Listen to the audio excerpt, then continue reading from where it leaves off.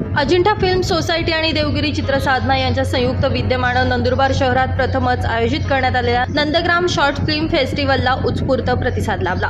भारतरत्न अटल बिहारी वाजपेयी सभागृहात झालेल्या या महोत्सवामध्ये शहरातील नाट्य आणि चित्रपट क्षेत्रातील अनेक मान्यवरांनी सहभाग नोंदवला।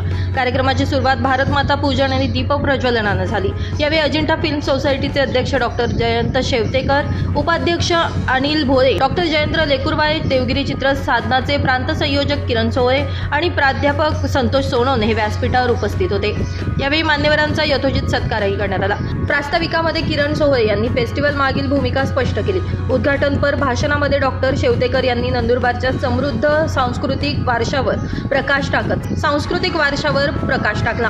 बोलीभाषा, लोककथा आणि भारतीय मूल्यांचं संवर्धन करण्यासाठी चित्रपट हे प्रभावी माध्यम असून सर्व कलाकारांनी एकत्र येणं काळाची गरज असल्याचं त्यांच्याकडून सांगण्यात आलं। यानंतर देवगिरी शॉर्ट फिल्म फेस्टिवल अंतर्गत निवडण्यात आलेल्या 3 उत्कृष्ट लघुपटांसह कॅम्पस फिल्म्स, बाल चित्रपट आणि योफिमा शिष्यवृत्ती योजनेतील कलाकृतींचं स्क्रीनिंग करण्यात आलं। सामाजिक, सांस्कृतिक आणि विचार प्रवर्तक विषयांवर आधारित या चित्रपटांना प्रेक्षकांचा भरभरून प्रतिसाद मिळाला।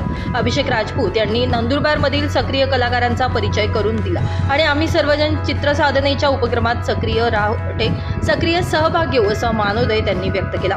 समारोप सत्रामध्ये डॉक्टर जयेंद्र लेकुरवाळे यांनी सांगितलं की भारतीय दृष्टिकोनातून चित्रपट निर्मिती, मूल्यसंवर्धन आणि युवकांसाठी व्यावसायिक संधी उपलब्ध करून देणं हेच आमचं ध्येय आहे। नंदन नगरीची ओळख भविष्यात चित्रनगरी म्हणून निर्माण व्हावी यासाठी चित्रसाधना कटिबद्ध आहे। कार्यक्रमाच्या यशस्वी आयोजनासाठी संयोजक भटू चौधरी, सहसंयोजक जितेंद्र खवळे, प्रचार प्रमुख संजय कासोदेकर तसेच रणवीर अनंत, विजय माळवे, कुणाल वीर, कामिणी भोपे, डॉक्टर खुशाल राजपूत, ऋषिकेश मांडलिक, अरुण सोनार, संजय वानखेडे यांनी मोलाचं योगदान दिलं। ब्युरो रिपोर्ट, माझा महाराष्ट्र न्यूज, नंदुरबार।